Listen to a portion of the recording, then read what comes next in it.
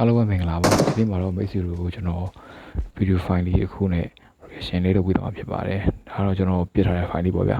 bro အနေနဲ့အချင်းချင်းလို့ပါတယ်ဒီတော့အမျိုးဗျာဒါကျွန်တော်ပုံမှန်ဆိုမသိဘူးဗျနှစ်ချက်ကအတန်ကြားလို့ကျွန်တော်လက်ကြည့်ပြီးလို့ပြလို့ရခဲ့တာပေါ့နော်နောက်တစ်ခုကျတော့ bro ကျွန်တော်အကြံပေးချင်တာဒီပြည့်မဲ့ဆိုလို့ရှိရင်ဗျ pre-fire ပြဖို့အတွက်အကြံပေးချင်ပါဗျကိုကရှေ့မှာ enemy ရှိရကျွန်တော်ရှိသူလာနေလိုက်ပြထားလိုက်ဗျအဲ့ဆိုရင်သူလာတဲ့ quality တော့ဖြစ်သွားတယ်ဗျဒီချက်တက်ချင်းအားရပါဗျာကိုကရှိမှအန်မီကြီးနေပြီမဲ့လေအခြေခံကြရတဲ့ဖက်ကနေလက်ကြည့်ရလို့ရှင်တခါကျတော့ကိုကတာတယ်ကြပြန်သူကကိုတွေ့ရမှပြလို့ရမှာလေကိုကသူလာမဲ့ဟောက်ရှိကိုသိရဗျာအဲ့ဒီပုံမျိုးပေါ့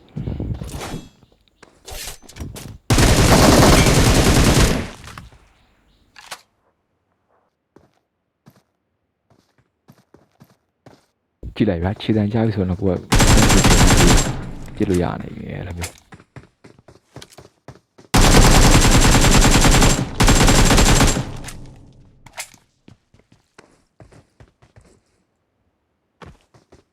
ဒီမှာဆိုရှင်ဗျ enemy ကနေတက်နေတာဟုတ်ဗျအဲ့ကြောင့်သူကကျွန်တော်ရှိမသိတော့သူပြေးထွက်တော့ဗျကျွန်တော်က AC တွေကေးရလိုက်တာပေါ့နော်ဒါလေးတော့ကျွန်တော်ဗျပေါ်နှစ်ပေါင်းကျွန်တော်ပြလိုက်တဲ့ဖိုင်လေးပေါ့နော်ပုံလေးတော့ short ကကင်မယ်ဆိုတာကြီးပဲအဲ့ဒါသူကြီးကုန်အောင်ဗျကျွန်တော်အထက်မှာဝင်ခါပုံနေပြီးတော့သိပြီးတော့ဒီကောင်အဲ့ဒါပြတယ်ဖတ်ပြလိုက်တာပေါ့နော်အားကြောင့်ကျွန်တော်တို့တက်ကြီးကအလက်ကောင်းလို့ဉာဏ်လေးသုံးမှအဆင်ပြေပါဉာဏ်ပေါ့နော်လက်ကတော့အခုတက်တာပဲပေါ့